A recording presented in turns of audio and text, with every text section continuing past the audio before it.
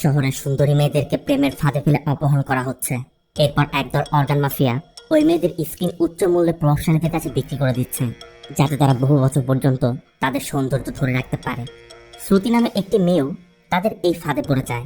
তবে শ্রুতি অন্যদের মতো হার না মেনে এই অর্গান মাফিয়াদের শাস্তি দিতে এমন এক মাস্টার প্ল্যান করে, যা দেখলে আপনি হতবাক হয়ে যাবেন। হায়দ্রাবাদ। ইনি হচ্ছেন ডক্টর কিরণমণি।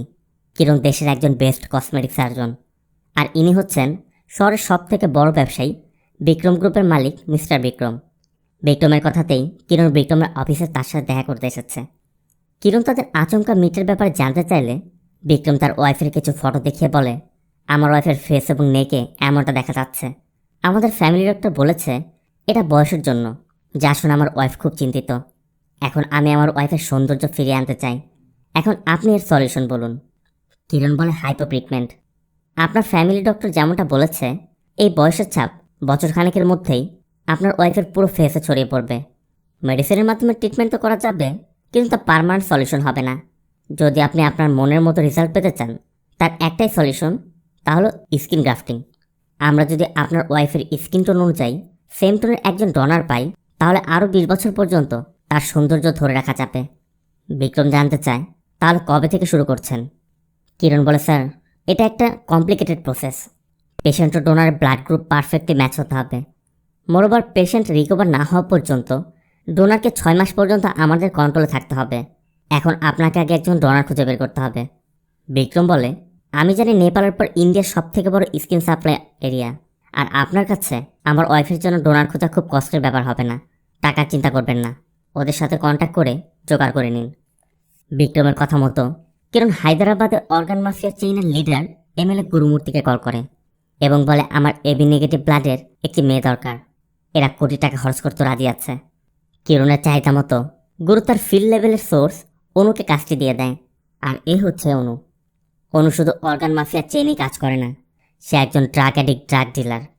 তানিশ নামে এই ছেলেটির কাছে অনু টাকা পেত, তাই অনু তানিশের কার্ডটি নিয়ে নেয় এবং টাকা দিয়ে কার্ডটি ফিরিয়ে আনতে বলে। এই জন্য তানিশ পরদিন টাকার জোগাড় করে অনুর কাছ থেকে কার্ডটিকে ছাড়াতে যায়। অনু টাকা পেয়ে চাবি দিয়ে দেয় ঠিকই, তবে যাওয়ার সময় তানিশকে বলে, শুনলাম তোর বাবা তোর ক্রেডিট কার্ড, ডেবিট কার্ড সব লক করে দিয়েছে, টাকা কোথায় পাবি? তানিশ বলে, রক্ত বিক্রি করবো। অনু বলে, তা পারবি না, তোর ব্লাডে কোকেন আছে, ব্লাড বিক্রি করাও ক্রাইম হয়ে যাবে। তুই যদি চাস, আমি তোকে একটা ডিল অফার করতে পারি। তুই আমার একটি কাজ করে দিবি, বিনিময়ে 1 বছরের ড্রাগ কিনতে যা টাকা লাগে আমি তোকে দিব। অনুর অফার শুনে তানিশও রাজি হয়ে যায়। এখান থেকে সিন চলে যায় 1 বছর পর। তানিশকে দেখা যায় একটি অ্যাপার্টমেন্ট থেকে বেরিয়ে কারে উঠছে। উপরে ফ্ল্যাটে পূজা নামে একটি মেয়ে তার রুমমেটকে বলছে, আমার ভয় হচ্ছে, ও আমাদের কোনো ক্ষতি করতে পারে। এদিকে কারের মধ্যে তানিশ উত্তেজিত হয়ে কারের ড্যাশবোর্ডে আঘাত করতেই সেখান থেকে একটি গান বেরিয়ে আসে। আবার উপরে শ্রুতি নামে এই মেয়েটি পূজাকে বলছে, ভয় পেও না, আমরা লড়াই করব, তুমি চাও। একদিকে তানিশ গান নিয়ে অ্যাপার্টমেন্টে ঢুকেছে, আর অন্যদিকে পূজা রেডি হয়ে বেরিয়ে যাচ্ছে। পূজা দেখছিল ইলেকট্রিসিটি নেই, তাই সে স্টেয়ার দিয়ে নামতে থাকে। আবার তানিশ যখনই লিফটের সামনে এসে পড়ে, ইলেকট্রিসিটি চলে আসায় তানিশ লিফটে উঠে যায়। এই জন্য তানিশ যখন পূজাদের ফ্ল্যাটের সামনে এসে পড়ে, এতক্ষণে পূজা ক্যাবে উঠে পড়েছে। আর পূজা চলে যাওয়া মাত্রই ফ্ল্যাটের মধ্যে বিকট শব্দ হয়। তানিশ শ্রুতির মাথায় আঘাত করে তাকে ফেলে দিয়েছে। তবে তানিশ শ্রুতির কাছে যেতেই শ্রুতি নিজের জীবন বাঁচাতে পাশে থাকা কাচের বোতল দিয়ে আঘাত করতেই সেও মেঝেতে লুটিয়ে পড়ে। পুরো মেঝে রক্তে লাল হয়ে যায়। আচমকা এমন একটা অ্যাক্সিডেন্ট ঘটে যাওয়ায় শ্রুতিও পুরো হতভম্ব হয়ে গেছে। এখন সে কি করবে? তবে বেশ কিছুক্ষণ চিন্তা ভাবনা করে শ্রুতি একটি প্ল্যান সাজায়। শ্রুতি ফ্ল্যাটের জানালাগুলো বন্ধ করে দেয়। এরপর টেপ এনে তানিশের হাত পা মুখ বেঁচিয়ে ফেলে। এর মধ্যে তানিশের ফোন বেজে উঠলে শ্রুতি ফোনটিকে নিয়ে নেয় আর বডিটিকে টানতে টানতে তার বাথরুমে নিয়ে বাথটাবের মধ্যে রেখে দেয়। শ্রুতি খেয়াল করে কাগজের ডক্টর কিরণের বেঙ্গালুরের ঠিকানা লেখা রয়েছে। এই জন্য শ্রুতি রান্নাঘরের উপর থেকে একটি কুকার খালি বক্স নামিয়ে তানিশের ফোন থেকে মেমোরি কার্ডটি খুলে রেখে ওই বক্সের ককশিটের মধ্যে ফোনটিকে লুকিয়ে রাখে। এরপর যখন পুরো ঘরের মেঝে পরিষ্কার করছিল, তখন সে লক্ষ্য করে কারের চাবি পড়ে আছে। তার মানে নিচে তানিশের কারও আছে। এরপর শ্রুতি ইন্টারনেটে 7 ড্রাগ মিস্টেক সার্চ করে একটি আর্টিকেল পড়ে এবং ড্রেস চেঞ্জ করে ওই কুকারের বক্সটি নিয়ে ফ্ল্যাট তালা দিয়ে নিচে থাকা তানিশের কার্ডটি নিয়ে বেরিয়ে যায়। অন্যদিকে গুরুকে দেখা যায় কোনো একটি বিষয় নিয়ে খুব চিন্তিত।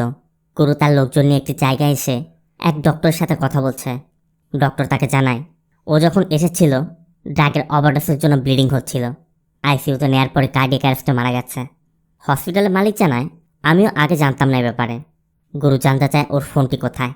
হসপিটালের মালিক বলে সিসিটিভিতে দেখলাম ওকে যখন আইসিইউতে নেওয়া হচ্ছিল লিফট থেকে নামানোর পর ঝাঁকিদের পকেট থেকে ফোনটি পড়ে যায়। আর তখনই এক পেশেন্ট ওই ফোনটি নিয়ে নিয়েছে। মূলত ওই ফোন থেকে কল করে গুরুকে ব্ল্যাকমেইল করা হচ্ছে। এই জন্য রাগের বশে গুরু সেই ডক্টরকে খুন করে। অবশ্য হসপিটালের মালিক বলে আমি 1 ঘন্টার মধ্যে সব ডিটেলস আপনাকে দিয়ে দিচ্ছি। এরপরে গুরুর লোকেরা কোটি নামে অন্য একজন লোককে ধরে আনে। কোটি মূলত গুরুর হয়ে কাজ করে। মূলত ওই ফোন থেকে গুরুকে একটি ভিডিও ক্লিপ পাঠিয়ে 2 কোটি টাকা চাওয়া হয়েছে। আর ওই ভিডিওটি ডায়াগনোস করে দেখা গেছে সেই ভিডিও ক্লিপটি কোটির ফোন থেকে রেকর্ড করা হয়েছিল। অবশ্য তার জবাবে কোটি বলে এই কাজ আমি করিনি, আমি সেদিন অনুর সাথে ভিডিও কলে কথা বলছিলাম। এখানে দেখানো হয় অনুর সাথে ভিডিও কল চলাকালীন অবস্থায় গুরু কোটিকে ডাকা মাত্রই কোটি কল না কেটেই ফোনটিকে তার বুক পকেটে রেখে গুরুর কাছে চলে যায়। এখানে মূলত কয়েকটি মেয়েকে আটকে রাখা হয়েছিল। কোটির আঘাতে একটি মেয়ের মুখে ক্ষত হয়ে গেছে। এই জন্য গুরু বলছিল আমাদের ব্যবসা স্কিনের, যদি ওদের স্কিনের কিছু হয় তোকে আমি ছাড়বো না। কোটি বলে ওই ভিডিও কল চলাকালীন উনি হয়তোবা রেকর্ড করে রেখেছিল, আমি ওর সাথে কথা বলছি। গুরু বলে আমাকে অনুর ফোন থেকে কল করে ব্ল্যাকমেল করা হচ্ছে, কিন্তু কথা বলেছে অন্য কেউ। গুরু উত্তেজিত হয়ে কোটিকেও খুন করে, কারণ এই ভিডিও লিক হলে তার মন্ত্রী হওয়ার স্বপ্নই রয়ে যাবে, তার পুরো কেরিয়ার নষ্ট হয়ে যাবে। এখান থেকে সিন চলে যায় শ্রুতিদের বাড়িতে। শ্রুতি ঘুম থেকে উঠতেই শ্রুতির মা লক্ষ্মী বলছিল তুই বলে 11:30 ফ্লাইটে আসবি, আর আসলি মধ্যরাতে, তাও আবার কারে, ফ্লাইট মিস হলো কীভাবে? শ্রুতি শুধু বলে আমি যদি জানতাম আমাকে কেন ডাকা হচ্ছে আমি আসতামই না। মূলত শ্রুতির বাবা নেই, এখানে দাদা দাদি আর তার মা থাকে। শ্রুতির চাকরির জন্য হায়দ্রাবাদ থাকে। শ্রুতির দাদা শ্রুতিকে বিয়ে দেওয়ার জন্যই শ্রুতির সাথে কথা বলতে আর্জেন্ট এখানে ডেকেছে। কিন্তু শ্রুতির দাদাকে বুঝিয়ে বলে যে আমি একটা প্রজেক্ট নিয়ে কাজ করছি, এখন আমি বিয়ের জন্য প্রস্তুত না।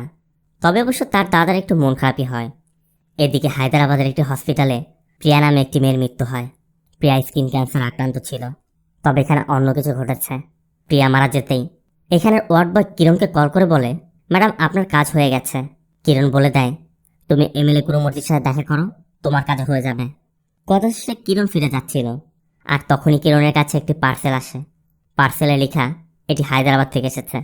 কিরণ এটাই বুঝতে পারছে না হায়দ্রাবাদ থেকে তাকে পার্সেলকে পাঠালো। অন্যদৃশ্যে গুরুর লোক এসে জানায় সকাল 11টায় ও হসপিটালে মারা গেছে। এরপর থেকে ওর ফোন থেকে যে মেসেজগুলো এসেছে সেগুলো সানি পাঠিয়েছে। এই সানি মূলত একসময় গুরুর হয়ে কাজ করত। একটি ভুলের জন্য গুরু সানির পা ভেঙে তাকে তাড়িয়ে দিয়েছিল। গুরুর লোক বলে হসপিটালে সানি ওর ফোনটি পেয়েছিল। এদিকে সানিকেও দেখা যায় তার ভাই সুরিকে নিয়ে প্ল্যান সাজাচ্ছে। তারা প্ল্যান করছে একবার টাকাটা হাতে পেলেই তাদের প্রতিশোধ নিতে তারা গুরুর সকল অপকর্মের ভিডিও প্রকাশ করে দিবে। এদিকে কিরণ গুরুকে কল করে বলে প্রিয়া নামে যে মেয়েটা নিয়ে সমস্যা ছিল প্রিয়ার চ্যাপ্টার ক্লোজ, কিন্তু আপনার শহর থেকে কেউ আমাকে পার্সেল পাঠিয়েছে, ভিতরে শুধু একটি থার্মোকল ছাড়া কিচ্ছু নেই। গুরু জানতে চায় কোন ঠিকানা থেকে এসেছে। কিরণ বলে ডক্টর সুন্দরাল, হায়দ্রাবাদের ঠিকানা। গুরু বলে আমি এমন কাউকে জানি না, কিন্তু কিরণের কথা একবার যদি এসব ব্যাপার লিক হয়ে যায় আমার কেরিয়ার শেষ হয়ে যাবে। গুরু বলে ভয় না পেয়ে ওরা ডাস্টবিনে ফেলে আপনি চলে যান। তাই কথা মতো কিরণ সেটা ডাস্টবিনে ফেলে দেয়।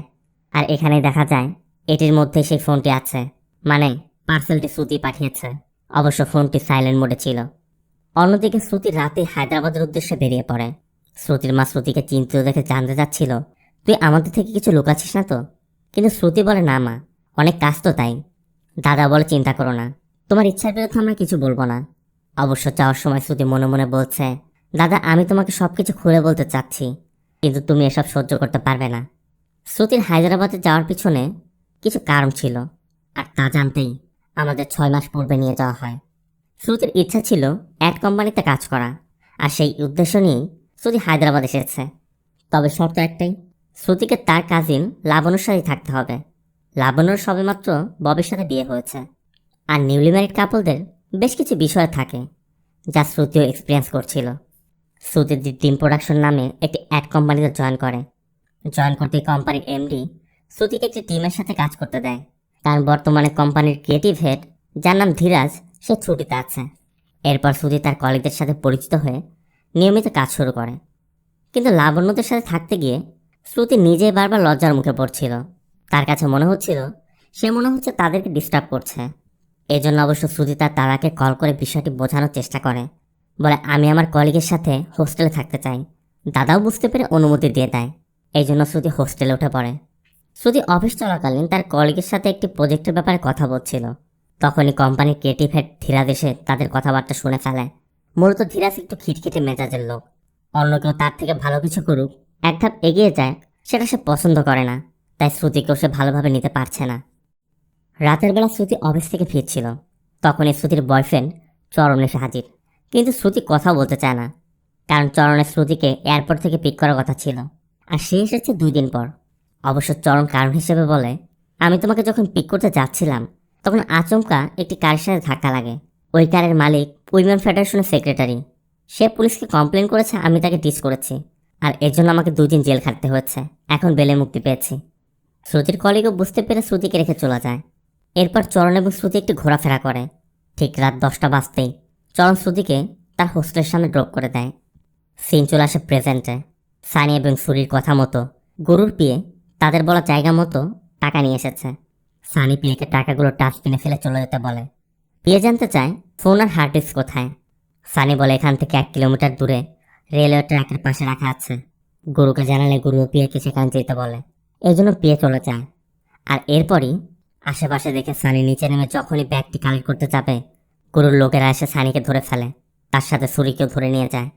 তবে তাদের কাছে ফোনটি পেলেও এখনও হার্ড ডিস্কটি পাওয়া যায়নি। তাই গুরু নির্দেশ দেয় যে কোনো মূল্যে ওই হার্ড ডিস্কটি খুঁজে বের করতে হবে। এখান থেকে সিন আবার 6 মাস পূর্বে। চরণ প্রতিদিনই শ্রুতিকে হোস্টেলে ড্রপ করে দেয়। কিন্তু চরণ বলছিল, প্রতিদিন তোমার সাথে রাস্তায় দেখা করতে আমার একদম ভালো লাগে না। শ্রুতি বল, এই জন্যই তো আমি ফ্ল্যাটে শিফট করছি। আমি আমার রুমমেটকে আর আমার বোনজামাইকেও জানিয়ে দিয়েছি আমার কাজিন মাঝে মধ্যে আমার সাথে দেখা করতে আসবে। চরণ বলে, কাজিন কেন? শ্রুতি বলে, রুমে অলরেডি একটি মেয়ে আছে, ও বিটেক পড়ছে। ওর পরিবার স্ট্রিক্টলি কোনো ভিজিটর নিষেধ করেছে। এখন ওরা আমার বয়ফ্রেন্ডকে ঢুকতে দিবে? এরপর শ্রুতি ফ্ল্যাটে শিফট করে। আর এ হচ্ছে শ্রুতির রুমমেট পূজা। ফ্ল্যাটে শিফট করার পরই আশেপাশের ফ্ল্যাটের সবার সাথেও শ্রুতির সখ্যতা গড়ে ওঠে। একদিকে শ্রুতির অফিসে সবাই শ্রুতিকে যেমন ভালোবেসে যাচ্ছিল, অন্যদিকে চরণের সাথে চুটিয়ে প্রেম চলছিল। এর মধ্যে চরণ একদিন শ্রুতিকে তার ফার্ম হাউসে নিয়ে যায়। চরণের ব্যাপারে একটি বিষয় জানিয়ে রাখি, চরণের বাবা মা চরণকে ছোট রেখে একটি রোড অ্যাক্সিডেন্টে মারা গেছে। আর চরণের কথা মতোই শ্রুতি হায়দ্রাবাদ এসেছে। এখান থেকে সিন প্রেজেন্টে। গুরুর কাছে যে কল এসেছিল সেই কলের লোকেশন টেস্ট করতে গুরু একজন হ্যাকার এনেছে। হ্যাকার অবশ্য কিছুক্ষণ চেষ্টা করে লোকেশনটি বের করে দেয়, যেটি মূলত শ্রুতির অ্যাপার্টমেন্টের ঠিকানা। এদিকে শ্রুতি হায়দ্রাবাদে পৌঁছে গেছে। তবে ফ্ল্যাটে ফেরার আগে শ্রুতি একটি মেডিকেল শপ থেকে ফার্স্ট এডের কিছু সরঞ্জাম কিনে। এরপর ফ্ল্যাটে ফিরে যা দেখতে পায় তাতে শ্রুতির কলিজা একদম শুকিয়ে যায়। শ্রুতি দেখে অ্যাপার্টমেন্টের নিচে অনেক পুলিশ। পুরো অ্যাপার্টমেন্টের লোকজন নিচে সবাই শ্রুতির দিকে তাকিয়ে আছে। শ্রুতি ভয় পেয়ে দ্রুত অটোতে উঠে চলে যাওয়ার চেষ্টা করছিল, কিন্তু একজন কনস্টেবল এসে জানতে চায় 401 কি আপনার ফ্ল্যাট? শ্রুতি হ্যাঁ বলা মাত্রই কনস্টেবল এসআই মূর্তিকে জানিয়ে দেয় যে এই মেয়েটিকে পাওয়া গেছে। এরপর শ্রুতিকে তার ফ্ল্যাটে নিয়ে যাওয়া হয়। শ্রুতি কিছুই বুঝতে পারছে না যে এসব কি হচ্ছে, পুলিশ কিভাবে জানতে পারলো। তবে শ্রুতি যখন ফ্ল্যাটের দরজা তালা খুলছে তখন পাশের ফ্ল্যাটের বৃদ্ধ মহিলার কথায় শ্রুতি বুঝতে পারে গতরাতে একদল ডাকাত এসেছিল। কোন ফ্ল্যাটে কি ক্ষতি হয়েছে দেখতেই পুলিশ এসেছে। এখন শুধু তার ফ্ল্যাট তল্লাশি বাকি। এজন্যই শ্রুতি একটু চিন্তামুক্ত হয়। এরপর ফ্ল্যাট খোলা মাত্রই পুলিশ যখনই ভিতরে তল্লাশি করতে যাচ্ছিল, শ্রুতির বেডরুমে ঢুকতে যেতে শ্রুতি বাধা দেয়। শ্রুতি বলে, স্যার আমরা 2জন মেয়ে মানুষ থাকি। বের হওয়ার আগে বেডের মধ্যে আমাদের লিঙ্কগুলো ফেলে গিয়েছি, বুঝতেই তো পারছেন। মূর্তি বল, ঠিক আছে, আপনি নিজেই গিয়ে চেক করে আমাদের জানান। এরপর শ্রুতি চেক করে এসে জানায়, স্যার কিছুই হয়নি। এজন্য পুলিশ বেরিয়ে যায়। তবে পুলিশ বের হতেই সোয়াতি বাথরুমের দরজা খুলতেই চিৎকার করে ওঠে। চিৎকার শুনে পুলিশ দ্রুত ফ্ল্যাটের দরজা ভেঙে ভিতরে এসেই দেখে শ্রুতি মেঝেতে বসে আছে। তারা শ্রুতির বাথরুমে যেতে দেখে একটি মেয়ের হাত পা বাঁধা মরদেহ পড়ে আছে, আর এটি অনুর বডি। কিন্তু কথা হচ্ছে এখানে তো শ্রুতি তানিশের বডি রেখে গিয়েছিল, অনুর বডি কীভাবে এলো? এই ঘটনা চারিদিকে ছড়িয়ে পড়ে। গুরুর কাছেও অনুর মৃত্যুর খবর পৌঁছানো মাত্রই গুরুর সাথে সাথে মন্ত্রীকে কল করে বলে, যদি কোনো কিছু লিক হয়ে যায় আমার পুরো পলিটিক্যাল ক্যারিয়ার শেষ হয়ে যাবে। আর আমার দ্বারাই আপনি মন্ত্রী হয়েছেন, ভুলে যাবেন না। আমার কিছু হলে আপনিও বাদ যাবেন না। পুলিশের এসিপি রঞ্জিতকে এই কেসের তদন্তের দায়িত্ব দেওয়া হয়, কিন্তু গুরু চাচ্ছে না এই কেস রঞ্জিত তদন্ত করুক। কারণ রঞ্জিত গুরুর অনেক তথ্যই জানে। একবার লিঙ্ক পাওয়া মাত্রই সব বের করে ফেলবে। এজন্য গুরু ডিজিপিকে অনুরোধ করে রঞ্জিত যেন তদন্ত না করে। মন্ত্রী বলে, দেখো গুরুমূর্তি, এমনিতে মিডিয়ার প্রেশার, এই মুহূর্তে কিছু করলে সন্দেহটা আমাদের দিকে আসবে। দেখা যাক ওই মেয়ে কী বলে। গুরুও তাই ডিজিপিকে বলে দেয়, জিজ্ঞাসাবাদ করার সময় আমাদেরকে লাইভ টেলিকাস্টে সব দেখাতে হবে। এদিকে রঞ্জিত এসেই কাজ শুরু করে দিয়েছে। রঞ্জিত মূর্তিকে নির্দেশ দেয়, বডি পোস্টমর্টমে পাঠিয়ে ফরেন্সিকের কাজ শেষ করো। এর মধ্যে ডিজিপি কল করে বলে, কেসটি 24 ঘন্টার মধ্যে ক্লোজ করতে হবে। মিডিয়া যেন কোনো কিছুই জানতে না পারে, আর জিজ্ঞাসাবাদের লাইভ টেলিকাস্ট আমাকে দেখাতে হবে। ডিজিপি কল কাটার পর রঞ্জিত এটা বুঝতেই পারছে না ডিজিপি কেন এত তাড়া দিচ্ছে। রঞ্জিত শ্রুতিকে আগে হসপিটালে, এরপর রিমান্ড হোমে নিয়ে যেতে নির্দেশ দেয়। এদিকে টিভিতে শ্রুতি নিউজ দেখে শ্রুতির মা হার্ট অ্যাটাক করেছে, সে এখন হসপিটালে ভর্তি। খবর পেয়ে ববিও এসেছে। শ্রুতির দাদা চাচ্ছিল হায়দ্রাবাদ আসবে, কিন্তু ববি তাকে বোঝায়, আমি তো ওখানে আছি, দরকার পড়লে আমি ডাকবো। এদিকে পুলিশ অ্যাপার্টমেন্টের সিসিটিভি চেক করে দেখে তানিশ পার্কিংয়ে থাকা একটি কালো কারের কাছে আসতেই অনু তানিশকে গান পয়েন্ট করে রাখে। এরপর তানিশ চলে যায় এবং অনু রেজিস্টারে এন্ট্রি করে উপরে ওঠে। এরপর তানিশ আবার এসে অনুকে খুঁজতে থাকে, কিন্তু কারে না পেয়ে তানিশও উপরে চলে যায়।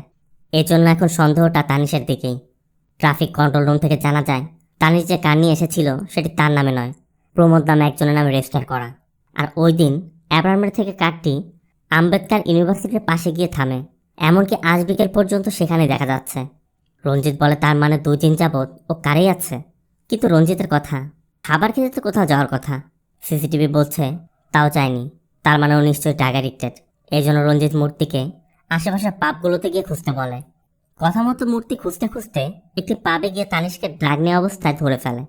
এরপর থানায় এনে রঞ্জিত জানতে চায়, অনু কেন তোমার দিকে কানপন করেছিল। তানিশ বলে, ও একজন ড্রাগ ডিলার, কলেজ লাইফ থেকে আমাকে ড্রাগ সাপ্লাই করতো। একদিন টাকার জন্য ও আমার কান নিয়ে নিয়েছিল। পরদিন যখন আমি টাকা দিয়ে ও কাজ চালাতে যাই, ও আমাকে একটি অফার দেয়। ও আমার দুর্বলতাকে কাজে লাগিয়ে প্রিয়া নামে একটি মেয়েকে প্রেমের ফাঁদে ফেলতে বলে। কথা মতো আমি প্রিয়াকে আমার প্রেমের ফাঁদে ফেলি। এরপর ও একদিন আমাকে বলল প্রিয়াকে একটি জায়গায় ডাকতে, সেখান থেকে ওর লোক প্রিয়াকে তুলে নিয়ে যাবে। রঞ্জিত জানতে চায়, ও প্রিয়াকে কেন ফাঁদে ফেলতে বলেছিল। তানিশ বলে, স্কিনের জন্য। আমি আগে এটা জানতাম না। গত সপ্তাহে আমি যখন মুম্বাই থেকে এখানে আসি, রাস্তায় আমি বিভৎস চেহারার একটি মেয়েকে দেখে জানতে পারি এই মেয়েই সেই প্রিয়া যাকে আমি প্রেমের ফাঁদে ফেলেছিলাম। আমরা ওকে দ্রুত হসপিটালে নিয়ে যাই।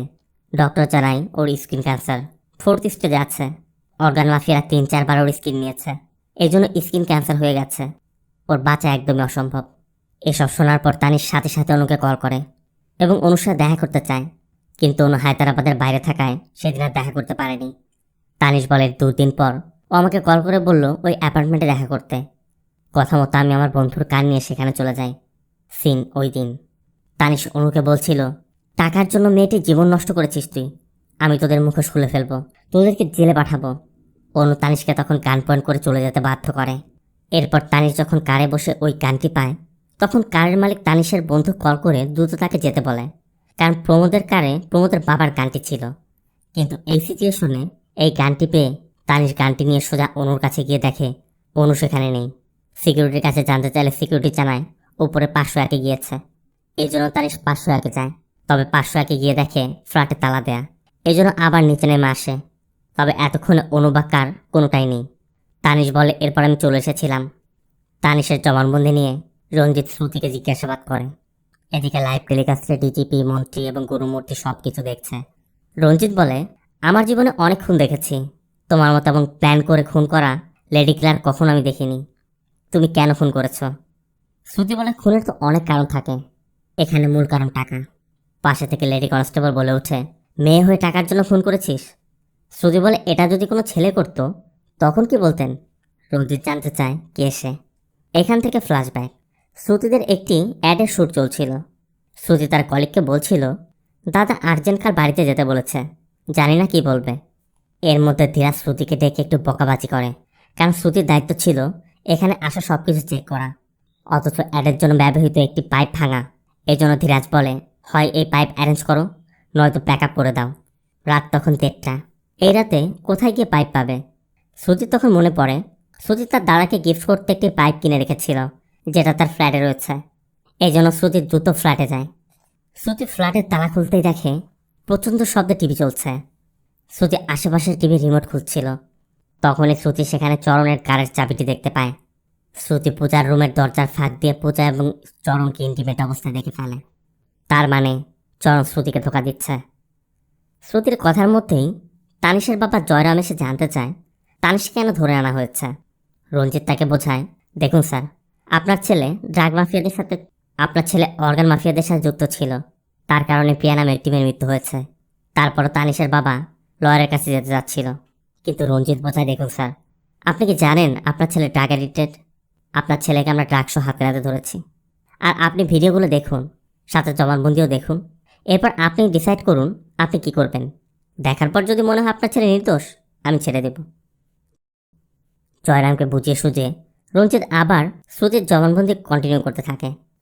শ্রুতি চলে যাওয়ার পর পূজা চরণের কাছে জানতে চাচ্ছিল, তুমি বললে শ্রুতি তোমার কাজিন, তাহলে তুমি শ্রুতিকে অন্য মাধ্যমে যোগাযোগ না করিয়ে সরাসরি আমার সাথে যোগাযোগ করিয়ে দিয়ে নিতে পারতে। চরণ বোঝায়, ও প্রাইভেসির জন্য ওর বোনের বাসা ছেড়ে হোস্টেলে উঠেছিল। যদি ও জানতো আমরা দুজন লাভার, তাহলে কি এখানে উঠতো? তার মানে চরণ আর পূজার আগে থেকেই রিলেশন ছিল। আর চরণ প্ল্যান করে শ্রুতিকে এখানে এনেছে। তবে শ্রুতির সাথে রিলেশন আছে এটা পূজা জানে না। সারা রাত শ্যুট শেষ করে সকাল হতে শ্রুতি ফ্ল্যাটে ফিরে আসে। পূজা তখন একদম নর্মাল ছিল, কিন্তু শ্রুতির কিছু কথায় পূজা বুঝতে পারে শ্রুতি গত রাতের ব্যাপারে বোঝাচ্ছে। এই জন্য পূজা বলে, আসলে তোমার কাজিনই বলতে দেয়নি, আমার বলা উচিত ছিল তোমার কাজিন আমার বয়ফ্রেন্ড।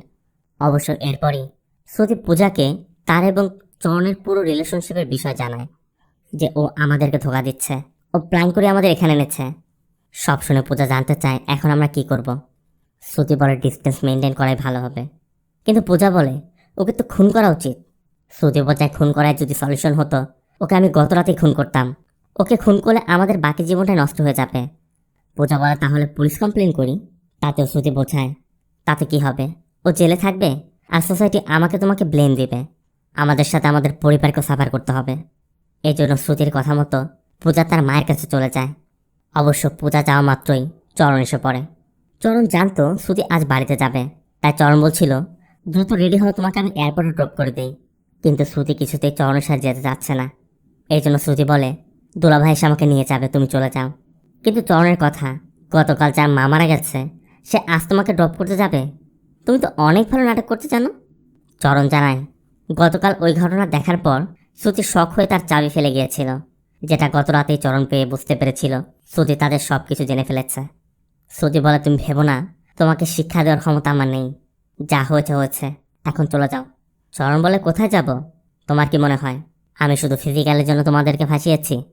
এটা 21st সেঞ্চুরি, সবাই সফলতার জন্য নিজ নিজ পথ বেছে নেয়, আমিও বেছে নিয়েছি, আর সেটা হচ্ছে প্রেমের পথ। বলে চরণ শ্রুতিকে একটি ভিডিও দেখায়, যেটি মূলত চরণের ফার্ম হাউসে তাদের ইন্টিমেট হওয়ার ভিডিও ছিল। চরণ বলে, ভয় পেও না, আমি শুধু তোমার এই সুন্দর স্কিনটা চাই। মানবদের প্রতিটি অঙ্গের মতো স্কিনেরও আলাদা মূল্য আছে। বিশেষ করে তোমার মতো রেয়ার ব্লাড গ্রুপের মেয়েদের স্কিনের মূল্য সব থেকে বেশি। তোমার প্রতি ইঞ্চি স্কিনের বিনিময়ে আমি লাখ টাকা কামাতে পারবো। এখন তুমি ভেবে দেখো, নিজ ইচ্ছায় আমার সাথে যাবে, না আমি জোর করে তোমাকে নিয়ে যাব? শ্রুতি বলে, আমি কালই তোকে খুন করতাম, কিন্তু আমি ভেবেছিলাম এটা তো টক্সিক রিলেশনশিপ হবে। কিন্তু এখন তুই আমার ইন্টিমেট ভিডিও দেখিয়ে আমাকে ব্ল্যাকমেইল করছিস, এখন তোকে আমি কি করব? চরণ বলে, তোমার কোনো অপশন নেই, নয়তো আমি ভিডিও ভাইরাল করে দেব। শুনেছি তোমার মা হার্টের পেশেন্ট, বাড়িতে কল করে বলে দাও তুমি যেতে পারবে না। এর মধ্যে শ্রুতির মা কল করে, আর চরণও ফোনটি আনতেই যাচ্ছিল। তখনই শ্রুতি তার ওড়না দিয়ে চরণকে শ্বাসরোধ করার চেষ্টা করে, কিন্তু চরণ একটি ফুলদানি দিয়ে শ্রুতির মাথায় আঘাত করে শ্রুতিকে ফেলে দেয়। এরপর যা যা ঘটেছিল তা তো আমরা আগেই দেখেছিলাম। তার মানে ওই দিন তানিশের সাথে নয়, ঘটনা ঘটেছিল চরণের সাথে। শ্রুতি বলে, আমি ওকে মারতে পারতাম, কিন্তু মারিনি, তাহলে আমার বাকি জীবন নষ্ট হয়ে যেত। তবে আমি ওকে পুলিশের হাতে তুলে দেওয়ার আগে শিক্ষা দিতে চেয়েছিলাম। আমি জানতাম ও ব্যাঙ্গালোরে যাওয়ার প্ল্যান করছিল, এজন্য আমি সবাইকে বোঝাতে চেয়েছিলাম ও ব্যাঙ্গালোরে গিয়েছে। এজন্য আমি ওর ফোনের মেমোরি কার্ড খুলে রেখে ফোনটি সাইলেন্ট মোডে রেখে ফোনটি থার্মোকল বক্সে প্যাক করি। এরপর টেপ দিয়ে ওর হাত পা মুখ আটকে ওকে বাথটাবে রেখে ওই বক্স নিয়ে একটি গিফট শপে যাই। বক্সটি প্যাক করিয়ে ওর যেখানে যাওয়ার কথা ছিল সেখানে কুরিয়ার করে দিই। এরপর সেখান থেকে আমি ওর কার নিয়ে ওর ফার্ম হাউসে যাই এবং ফার্ম হাউসের সামনে ওর কার পার্ক করে অটো নিয়ে আবার ফ্ল্যাটে ফিরে আসি। ততক্ষণ আমার ফ্লাইট মিস হয়ে গেছে, এই জন্য আমি ক্যাব নিয়ে বাড়িতে চলে যাই। রঞ্জিত জানতে চায়, তাহলে ওই মেয়েকে কে মারতে পারে? শ্রুতি বলে, আমি জানি না। রঞ্জিত জানতে চায়, চরণ ফ্ল্যাটে আসার কতক্ষণ পর তুমি তাকে বোতল দিয়ে মেরেছিলে?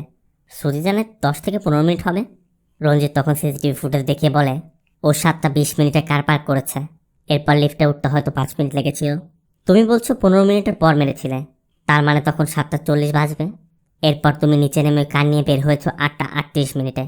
মাঝখানে 1 ঘন্টা তুমি কি করেছিলে? একজনকে টেপ পেঁচিয়ে বাথটাবে নিতে তো 1 ঘন্টা লাগার কথা না। শ্রুতি বলে, আসলে অ্যাক্সিডেন্টালি ঘটনাটা ঘটার পর আমি পুরো শক হয়ে গিয়েছিলাম। তাই তখন আমার মনে পড়ে আমি তো ডোর লক করিনি। তবে যখনই ডোরটি লক করতে যাই তখনই পাশের ফ্ল্যাটের আঙ্কেল এসে জানায় আন্টি পা পিছলে বাথরুমে পড়ে গেছে। তাই তার অনুরোধে তাকে সাহায্য করতে চাই। তবে আমার চোখ ছিল ফ্ল্যাটের দিকে, আমি ফ্ল্যাট খুলে রেখে গিয়েছিলাম। ওই আঙ্কেলের অনুরোধে আমি আন্টিকে চেঞ্জ করিয়ে আবার ফ্ল্যাটে ফিরে আসি। আর এরপরই আমি এই পুরো প্ল্যানটি সাজাই। সব শুনে রঞ্জিত শুধু বলে, তুমি ওকে জীবিত ছেড়ে ভুল করেছ, দরকার পড়লে তোমাকে আমরা আবার ডাকবো। এই বলে রঞ্জিত শ্রুতিকে ছেড়ে দেয়। এদিকে শ্রুতির কথা শুনে গুরু এবং মন্ত্রীও নিশ্চিত হয় যে শ্রুতি তাদের বিষয়ে কিছুই জানে না। তাই ডিজিপিকে দ্রুত কেসটি বন্ধ করতে নির্দেশ দেয়। আবার গুরুর লোকেরা জানায় শ্রুতি ও দুলাভাই ববির সাথে ওদের বাড়িতে যাচ্ছে। গুরুও তাই বলে দেয় এমনভাবে মারবে যেন অ্যাক্সিডেন্ট মনে হয়, কোনো ক্লু যেন না থাকে। এদিকে শ্রুতি লাবণ্য এবং ববির সাথে তাদের বাড়িতে যাচ্ছিল। লাবণ্য বলছিল, তোর দাদাকে সব বলা উচিত ছিল। কিন্তু শ্রুতির কথা কি বলবো? আমি যাকে ভালোবেসেছি সে আমাকে ধোকা দিয়ে আমার স্কিন দিয়ে ব্যবসা করতে চেয়েছিল, আর তাকে আমি মেরে বাথটাবে আটকে রেখেছি, এটা সহ্য করতে পারতো? ববি তখন বলে, পাস নিয়ে কথা বলে লাভ নেই, এখন আমাদের চিন্তা চরণকে নিয়ে। এর মধ্যেই চলতে চলতে তাদের কারের স্টার্ট বন্ধ হয়ে যায়। ববি নিচে নেমে চেক করে লাবণ্যকে বলে, কার আর স্টার্ট হবে না, আমার বন্ধু কার নিয়ে আসছে, চিন্তা করো না। সিন চলে যায় থানায়। তানিশের বাবা তানিশের কর্মকাণ্ডের ভিডিও দেখে সহ্য করতে না পেরে হার্ট অ্যাটাক করে থানার বাইরে মারা যায়। শ্রুতিরাও ববিদের বাড়িতে পৌঁছে গেছে। তবে পৌঁছা মাত্রই শ্রুতি বলে, ফ্ল্যাটে তো যেতে পারবো না, আমার আগের হোস্টেলে আমার কিছু মালামাল রয়েছে, আমার ওগুলো আনতে হবে। এই জন্য ববি শ্রুতিকে নিয়ে বেরিয়ে যায়। এদিকে ডিজিপি ফিরে রঞ্জিতকে কেসটি ক্লোজ করতে বলে, কিন্তু রঞ্জিত বলে কেস ক্লোজ করলে শ্রুতির জীবনাশের আশঙ্কা আছে। ডিজিপি বলে, তা নিয়ে তোমার ভাবতে হবে না, কাল প্রেস মিটিং, আমি চরণকে সাইকোপ্যাথ ডিক্লেয়ার করে ওর shoot and side order issue করে দেব। রঞ্জিত বলে, সমস্যা তো চরণ না, সমস্যা অর্গান মাফিয়া, আমাদের এই স্কিন ট্রেডের সাথে জড়িত সবার মুখোশ উন্মোচন করতে হবে। ডিজিপি বলে, তাহলে আগে ঘটনার অ্যানালাইজ করো। রঞ্জিত বলে, স্যার 7টা 20 মিনিটে চরণ কার পার্ক করেছিল, তখন অনু চরণের কারেই ছিল। এরপর চরণ উপরে গেলে তানিশ এসে অনুর সাথে কথা বলে। অনু তানিশকে গানের ভয় দেখিয়ে সেখান থেকে পাঠিয়ে দেয়। এরপর শ্রুতির ফ্ল্যাটে যেতে উপরে উঠছিল। তখন সময় 7টা 50 মিনিট। একই সময়ে শ্রুতি ফ্ল্যাটের লক খোলা রেখে পাশের ফ্ল্যাটে গিয়েছিল।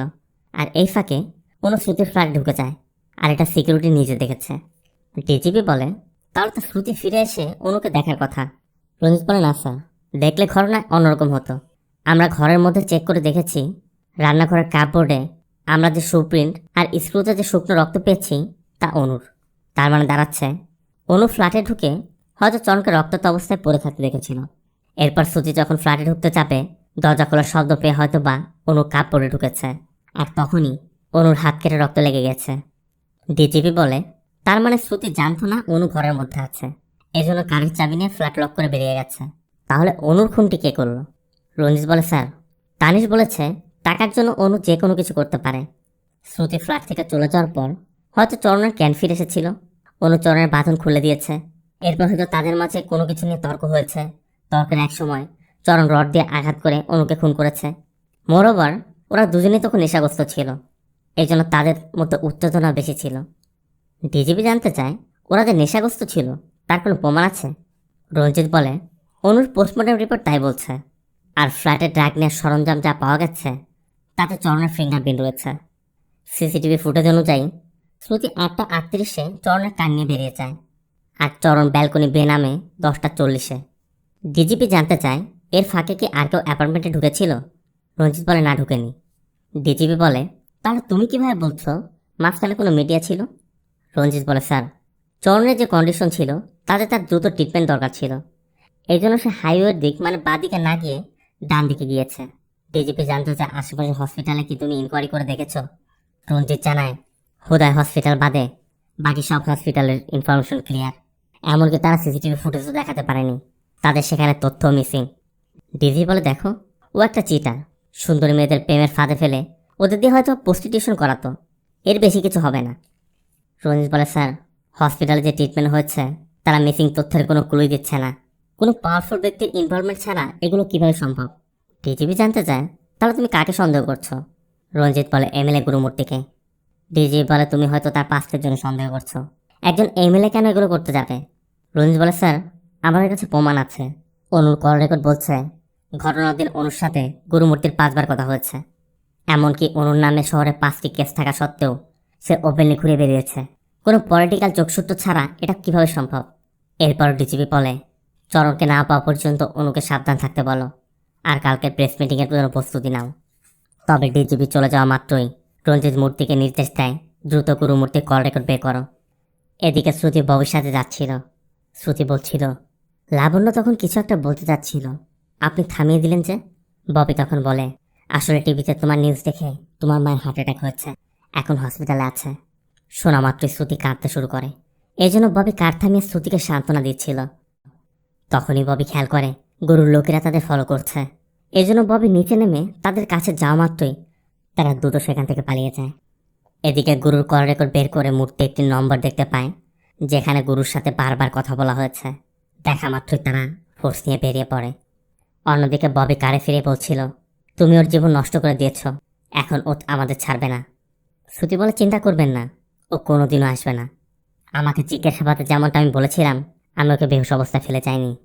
সিন চলে যায় ঘটনার দিন। শ্রুতি বুঝতে পেরেছিল চরণের সব নয়, তার পিছে বড় চক্র আছে। তখনই অনু এসে শ্রুতিকে কান পয়েন্ট করে।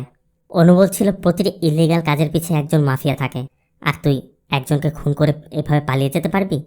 শ্রুতি বলে, মারার হলে আগেই মেরে ফেলতাম, এখন নাটক বন্ধ করে ওকে নিয়ে চলে যাও। কিন্তু অনু বলে, তুই কি ভেবেছিস তোকে এমনিতে ছেড়ে দিব? 1 বছর তোর পিছে ইনভেস্ট করে তোকে ফাঁসিয়েছি, ওকে আমার কোনো প্রয়োজন নেই। তুই বললো ওকে এখনই মেরে ফেলতে পারি, কথা না বলে আমার সাথে চল। পূজা আমার কারেই আছে, আগে নিজ হাতে রক্ত পরিষ্কার কর, তারপর আমার সাথে চল। এই জন্য শ্রুতি রক্ত পরিষ্কার করতে থাকে, আর এই ফাঁকে অনু ড্রাগ নিচ্ছিল। ঠিক তখনই সুযোগ বুঝে শ্রুতি রড দিয়ে আঘাত করে অনুকে ফেলে দেয় এবং অনুকে অনুরোধ করে, দেখ আমাদের পিছু ছাড়, দরকার হলে আমি তোকে হসপিটালে নিয়ে যাব। অনু বলে, আমি যদি ওদের কথার বাইরে যাই ওরা আমাকে মেরে ফেলবে। যার মানে শ্রুতির সামনে এখন দুইটি রাস্তা, হয় তাকে অনুর সাথে যেতে হবে, নয়তো অনুকে মেরে ফেলতে হবে। শ্রুতির দ্বিতীয় অপশনটাই নেয়। শ্রুতি অনুর হাতে মুখে টেপ লাগিয়ে অনুর গান নিয়ে ওই বক্সটি সহ বেরিয়ে যায়। পূজা তখনও অনুর কারের মধ্যে অচেতন অবস্থায় পড়েছিল। তবে কিছু দূর যাওয়ার পর শ্রুতি পূজাকে জাগিয়ে বলে, তুমি এই কার নিয়ে চরণের ফার্ম হাউসের সামনে গিয়ে পার্ক করে তোমার বাড়িতে চলে যাবে। কথা মতো পূজা তাই করে। এরপর শ্রুতি বোরখা পরে ফ্ল্যাট দেখার নাম করে উপর উঠে নিজের ফ্ল্যাটে ঢুকে যায়, যাতে কেউ বুঝতেই না পারে।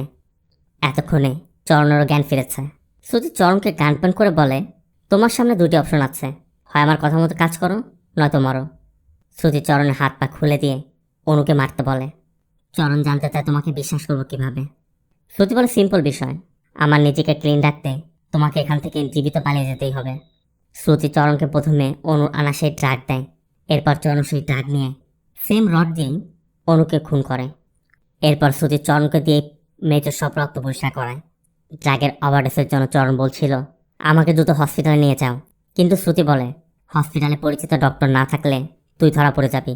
চরণ বলে, হোদায় হসপিটাল একজন আছে। এই জন্য চরণ হসপিটালে ডক্টরের কাছে কল করে। শ্রুতি বলে, তুই তো ক্রিমিনাল, তোর জন্য সামনে রাস্তা না, ব্যালকনি বেয়ে নেমে যাবি। এই জন্য শ্রুতির কথা মতো চরণ ব্যালকনি দিয়ে নেমে সোজা হসপিটালে চলে যায়। ববি জানতে চায়, চরণ ভালো হয়ে ফিরে যদি সবাইকে সত্যিটা বলে দিত। শ্রুতি বলে, আমি সেই সুযোগই ওকে দেইনি। আমি ইন্টারনেটে সার্চ করে দেখেছিলাম ড্রাগের সাথে কী মেশালে সেটা মৃত্যুর কারণ হয়ে যায়। তখন আমি জানতে পারি কোকেনের সাথে যে কোনো পেইন কিলার মেশালে এটা বিষাক্ত হয়ে যায়। এই জন্য আমি আমার পিরিয়ড ক্র্যাম্পের জন্য যে অ্যাসপিরিন ব্যবহার করতাম সেটা ড্রাগের সাথে মিশিয়ে ওকে দেই। শুধু তাই নয়, ও যেন জীবিত না থাকে এটা এনশিওর করতে আমি বোরকা পরে হসপিটালে যাই এবং সুযোগ বুঝে ওর পকেটের মধ্যে অনুর ফোনটি রেখে দিই। তবে আইসিইউতে নেওয়ার সময় পথে ফোনটি পড়ে যায়। তখন সানি নামে একজন ফোনটি পায়। এতক্ষণে চরণ মারা গেছে।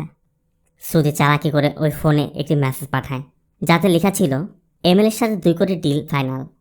এখানে আরও দেখা যায় হসপিটালে আসার আগে শ্রুতি চরণকে বলেছিল এমএলএকে কল করে ছেড়ে দিতে, কিন্তু চরণ বলছিল ও ক্রিমিনাল, এই সাধারণ থ্রেডে ও ভয় পাবে না। শ্রুতি বলে, আমি তোর কারে থাকা হার্ড ডিস্কের সব ভিডিওগুলো দেখেছি, যেগুলো কিনা তোরা রেকর্ড করে রেখেছিলি। কল করে ভিডিওর কথা বল, তাহলে যে অ্যামাউন্ট চাইবি তাই পাবি। মূলত ওই মেসেজ দেখেই কিন্তু সানি লোভে পড়েছিল। এসব শুনে ববি বলছিল, তুমি এত ভায়োলেন্ট হতে পারো কিভাবে? তাহলে তোমার অ্যাপার্টমেন্টে ডাকাতি, পুলিশ আসা, আবার ওই সময় সেখানে তোমার উপস্থিত হওয়ার বিষয়টা? শ্রুতি বলে, আমি তো ভয় পেয়ে গিয়েছিলাম, তবে পুলিশ বের হওয়ার পর আমার মাথায় আসে এটাই উপযুক্ত সময়, তাই আমি সুযোগ বুঝে পুরো বিষয়টা প্রকাশ্যে আনি। ববি বলে, তা না হয় ঠিক আছে, কিন্তু তুমি এখানে গুরুমূর্তিকে কেন টেনেছ? এখন ও তোমাকে ছাড়বে না। কিন্তু শ্রুতি বলে, আমি এমএলএকে কল ঠিকই করেছিলাম, কিন্তু এমএলএ গুরুমূর্তিকে না। আমি অনুর ফোনে তোমার কল দেখেছি। শুধু তাই নয়, তোমার সব মেসেজ পড়ে আমি বুঝতে পেরেছি এই সব কিছুর মধ্যে তুমি জড়িত। এখানে আমাদের এটাও দেখানো হয়, শ্রুতিকে টার্গেট করে এই কাজটি গুরুমূর্তি ববিকে দিয়েছিল, আর টাকার জন্য ববি নিজের শালিকাকেও ছাড় দেয়নি। ববি অবশ্য স্বীকার করে নেয় যে সে গত 10 বছর যাবৎ গুরুর হয়ে কাজ করছে, এমনকি সেই টাকার জন্য গুরুকে ব্ল্যাকমেল করেছে, আর এজন্যই গুরুর লোকেরা তার পিছে পড়েছে। তার মানে মূল মাস্টার মাইন্ড ববি, আর ববিকেও মারার জন্য গুরুর লোকেরা খুঁজছে। ববি বলে, এখন তুমি আমাকে বলো ওই হার্ড ডিস্ক কোথায়, আমি তোমাকে এই ঝামেলা থেকে মুক্ত করে দেব।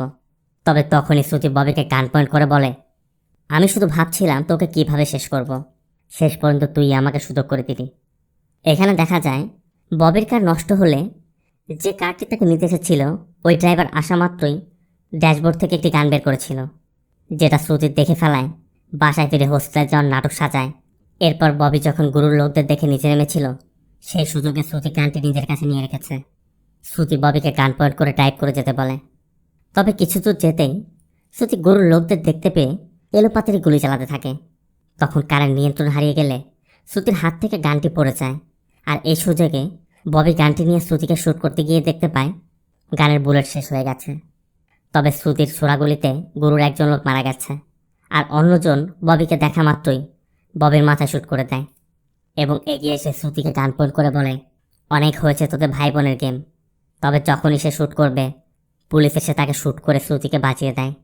মূলত গুরুর কল হিস্টোরিতে ববির নম্বর দেখা মাত্রই রঞ্জিতটা শ্রুতিকে বাঁচাতেই এখানে এসেছে। এরপর শ্রুতির বলা জায়গা থেকে রঞ্জিত সেই হার্ড ডিস্কটি উদ্ধার করে, আর সেই প্রমাণের ভিত্তিতেই সে গুরুমূর্তি সহ এই স্কিন ট্রেডের সাথে সম্পৃক্ত সবাইকে অ্যারেস্ট করে।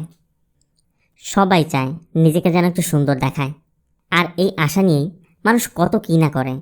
তবে এই সৌন্দর্যের নেশা যদি চরম মাত্রায় উঠে যায়, তবেই এরকম ক্রাইম হওয়া সম্ভব। এখানে শুধু মাফিয়াদের দোষ দিলে হবে না, তারা যদি কাস্টমার না পায় তাহলে তারা ডোনার দিয়ে কী করবে? সর্বোপরি প্রতিটি ক্রাইমের জন্মই হয় মানুষের লোভ থেকে। কেন ভাই? সৃষ্টিকর্তা আপনাকে যেভাবে পাঠিয়েছে তা নিয়ে সন্তুষ্ট থাকুন। হতে পারে আপনি কুৎসিত, কিন্তু চিন্তা করে দেখবেন আপনার মধ্যে এমন কোনো গুণ আছে যেটা সুদর্শন ব্যক্তির মধ্যেও নেই। এই মুভিতে শ্রুতির মাস্টার প্ল্যান আপনার কাছে কেমন লাগলো কমেন্টে জানাবেন। ভিডিওটি ভালো লাগলে ভিডিওতে লাইক দিয়ে চ্যানেলটিকে সাবস্ক্রাইব করতে একদম ভুল করবেন না। দেখা হবে অন্য কোনো মুভি বা সিরিজের এক্সপ্লেনেশন ভিডিওতে। ততক্ষণ সব ভালো থাকবেন, সুস্থ থাকবেন। আল্লাহ হাফেজ।